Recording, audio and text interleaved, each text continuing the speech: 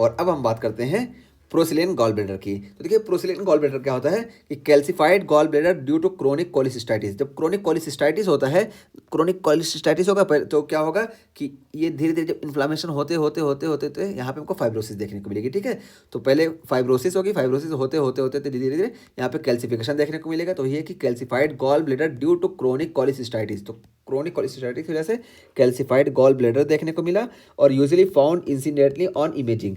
तो ये यहाँ पे हमको एसिम्टोमेटिक प्रेजेंटेशन देखने को मिलता है। ठीक है, तो ये यूजुअली इंसिडेंटली हम इसको फाइंड करते हैं अल्ट्रासाउंड पे, क्योंकि ये एसिम्टोमेटिक होता है तो पेशेंट हमारे पास आएगा ही नहीं। हम दूसरी वजह से अगर इसको चेक कर रहे हैं तो यहाँ पे हमको दिख जाएगा अच्छा ये जो है कैल्सिफाइड गॉल ब्लैडर हुआ है। ये देखिए यहाँ पे दिखाया भी गया कैल्सिफाइड गॉल ब्लैडर हुआ।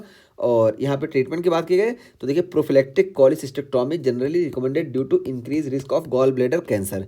तो यहाँ पे हम प्रोफिलेक्टिकली कॉलिसिस्टेक्टोमी करते हैं। और कॉलिसिस्टेक्टोमी क्यों करते हैं, क्योंकि इसमें ना गॉल ब्लैडर कैंसर का चांस बहुत ज़्यादा होता है। तो गॉल ब्लैडर कैंसर का चांस बहुत ज़्यादा हुआ प्रोक्लेन गॉल ब्लैडर में, इस वजह से हम सीधा इसको प्रोफिलेक्टिक तौर पे रिमूव कर देते हैं ताकि यहाँ पे कैंसर से बचा जा सके। और जो यहाँ पे गॉल ब्लैडर कैंसर होता है ये मोस्ट कॉमनली एडिनोकार्सिनोमा होता है। तो ये हो गया हमारा प्रोसिलेन गॉल ब्लैडर।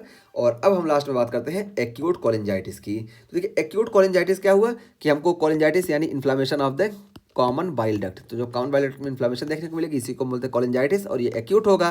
तो एक्यूट हम बोल दिए तो एक्यूट कोलिंजाइटिस ये हो गया।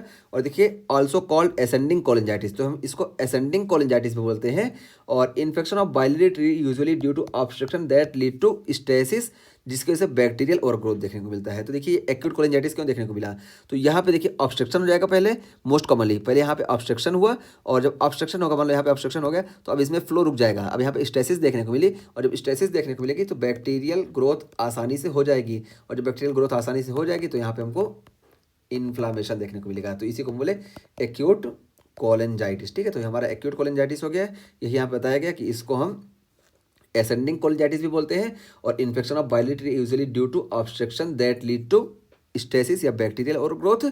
और यहाँ पे देखिए हमको Charcot triad of cholangitis include jaundice, fever and right upper quadrant pain देखने को मिलता है। तो यहाँ पे देखिए ऑब्स्ट्रक्शन हो रहा है ना, ये देखिए ऑब्स्ट्रक्शन हुआ, ऑब्स्ट्रक्शन की वजह से हमको जॉइंटिस देखने को मिलेगा। तो यही है कि यहाँ पे हमको चारकोट ट्राइंगल देखने को मिलेगा। सबसे पहले जॉइंटिस है और फीवर होगा और राइट अपर क्वाड्रेंट पेन। तो ये देखिए ये हुआ हमारा जॉइंटिस, ये हुआ फीवर और ये राइट अपर क्वाड्रेंट पेन हमको देखने को मिलेगा। तो इसको हम बोलते हैं चारकोट ट्राइड। तो ये देखिए चारकोट ट्राइड के बाद देखिए आपको बताया गया कि रिनॉल्ड्स पेंटॉड भी होता है। ठीक है, और रिनॉल्ड्स पेंटॉड क्या होता है कि Charcot tried plus Altered mental status and shock. ठीक है, तो जब ये सीवियर हो जाता है तो हमको रिनॉल्ड्स पेंटॉड देखने को मिलता है। और यहाँ पे जो चारकोट ट्राइड है ये तो तीनों देखने को मिलेंगे ही, साथ साथ अल्टर्ड मेंटल स्टेटस, तो मेंटल स्टेटस अल्टर हो जाएगी और हमको शॉक की कंडीशन देखने को मिलेगी यानी हाइपोटेंशन देखने को मिलेगा। तो ये हो गया हमारे एक्यूट कोलिंजाइटिस का मैनिफेस्टेशन। ठीक है, तो ये हमारा ये टॉपिक पूरा कंप्लीट हुआ।